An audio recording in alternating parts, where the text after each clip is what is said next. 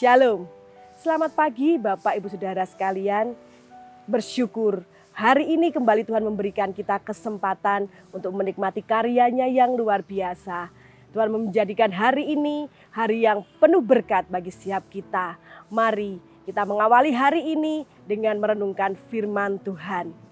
Renungan pagi ini bertema bertumbuh dalam komunitas. Sebagaimana yang kita tahu, setiap kita tidak bisa hidup sendirian. Kita membutuhkan orang lain untuk bertumbuh, baik secara fisik maupun secara iman Kristus. Yesus sendiri saat dia memulai pelayanannya di dunia, Yesus pun membangun komunitas dengan memanggil para murid. Ini membuktikan bahwa setiap manusia bertumbuh dalam komunitas. Dalam komunitas ada hubungan saling mempengaruhi. Orang lain dapat memberikan pengaruh kepada hidup kita, juga sebaliknya kita memberikan pengaruh kepada komunitas kita. Mari kita baca satu ayat dalam Amsal 27 ayatnya yang ke-17.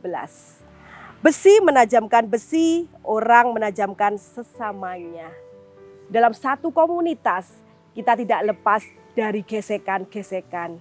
Sebagaimana ayat yang sudah kita baca tadi, besi akan bergesekan dengan besi pula.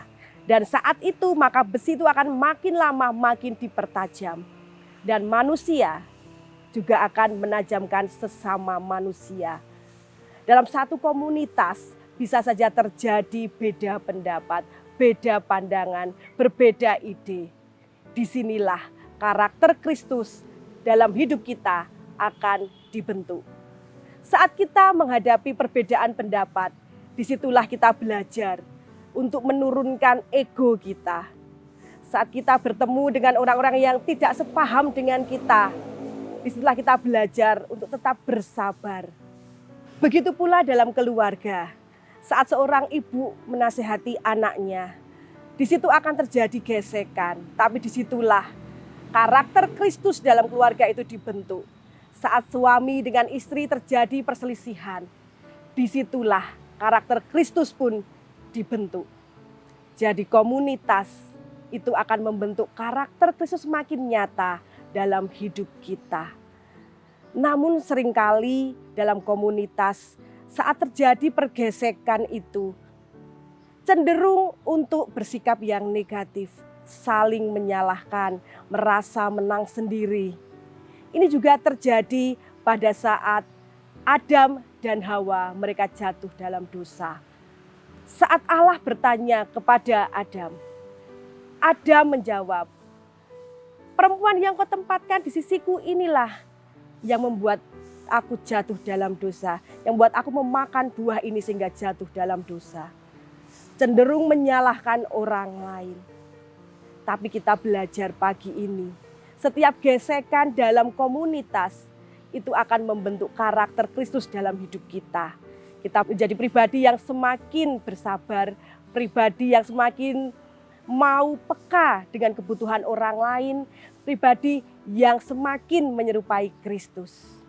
Jadi Bapak Ibu Saudara sekalian, saat Tuhan tempatkan kita di satu komunitas, entah itu komunitas dalam keluarga, dalam persekutuan doa, dalam pekerjaan, dalam apapun aktivitas, di lingkungan tempat tinggal, kita percaya kita sedang menajamkan karakter Kristus yang ada dalam hidup kita.